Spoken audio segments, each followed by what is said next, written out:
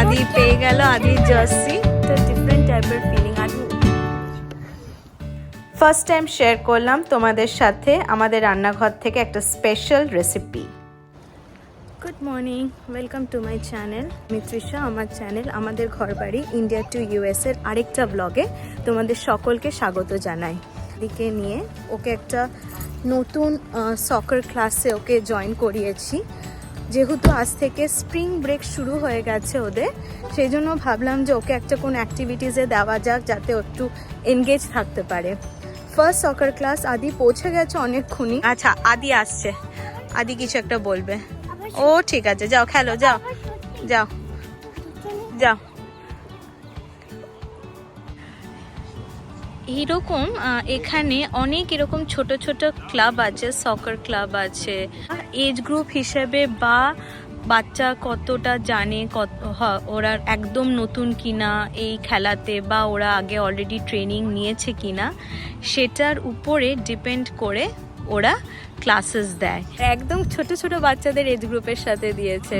দুটো বাচ্চা তো একদমই ছোট, আর বাদ বাকি মনে আদির বয়সী হবে। একদমই নতুন, সবাই মনে নতুনই খেলছে। দি পেয়ে গেল আদির জার্সি, সুপার সকার স্টার্স। ইয়েস ইয়েস, খুব আদিকে যেদিন আমরা ফার্স্ট স্কুল নিয়ে গেছিলাম, যেই ফিলিংটা এসেছিল, যেই এক্সাইটমেন্টটা ছিল আমাদের মধ্যে, আজকে এক্স্যাক্টলি সেম এক্সাইটমেন্ট আমাদের মধ্যে কাজ করেছে। নতুন নতুন জিনিস নতুনভাবে এক্সপিরিয়েন্স করা, এগুলোকে সত্যি ডিসক্রাইব করা যায় না। যেরকম বলছিলাম তোমাদেরকে যে আদি খেলুক ততক্ষণ তোমাদেরকে, আর বুকুন আছে আদির সাথে, তো যেরকম বলছিলাম তোমাদেরকে চারিদিকটা একটু তোমাদেরকে ঘুরে দেখাই। এরকম তো একটা মাঠ, এই যে আমার পেছনে যে মাঠটা দেখতে পাচ্ছ, এরকম ছোট ছোট মাঠ আছে, তার সাথে সাথে না অনেক পার্ক আছে খেলার। চলো তোমাদেরকে দেখাই। তোমরা অনেকেই জানো 10 বছর আমরা ব্যাঙ্গালোরে ছিলাম। এই ব্যাঙ্গালোরে থাকাকালীন আমার একটা জিনিস নিয়ে বড্ড বেশি আক্ষেপ হতো, সেটা হলো এই গাছ কাটা। যখনই কোনো কনস্ট্রাকশন হয় খুব অনায়াসে ওখানে গাছ কেটে দেয়, যেই জিনিসটা হয়তো এখানে এসে আর আমার সেই আক্ষেপটা হয় না।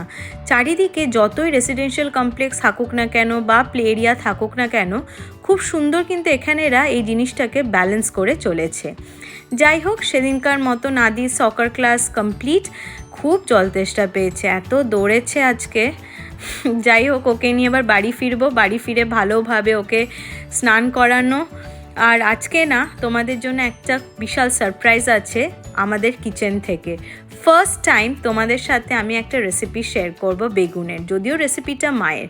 চলো, এই বেগুন, ক্যাপসিকাম আর গ্রিন চিলি সরু করে কেটে নিয়েছি, পেঁয়াজ কুচি, টমেটো কুচি, গার্লিক আর শুকনো লঙ্কা, আর সাথে পাউডারের মধ্যে আছে Kashmiri red chilli powder, cumin powder আর কোরিয়েন্ডার পাউডার আর হলুদ গুঁড়ো।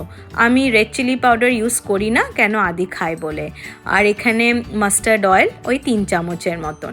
ভালো করে এই বেগুনের মধ্যে ম্যারিনেট করে নিয়েছি ওই হলুদ গুঁড়ো আর নুন দিয়ে। ওই 5 থেকে 10 মিনিট একটু রেখে দিয়েছিলাম।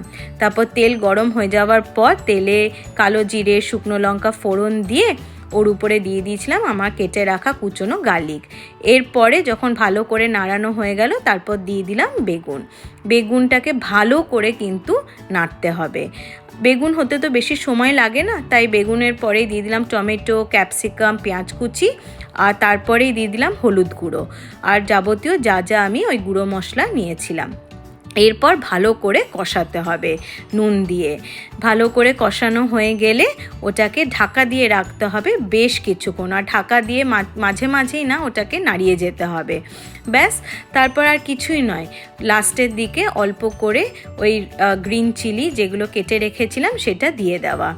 এরপর নামিয়ে নেওয়া আর কোরিয়েন্ডার লিভস দিয়ে গার্নিশ করা। তাহলে চলো আজকের ব্লগটা এখানেই শেষ করি। ভালো লাগলে অবশ্যই লাইক, শেয়ার আর সাবস্ক্রাইব করো। দেখা হচ্ছে খুব জলদি পরের আরেকটা ব্লগে।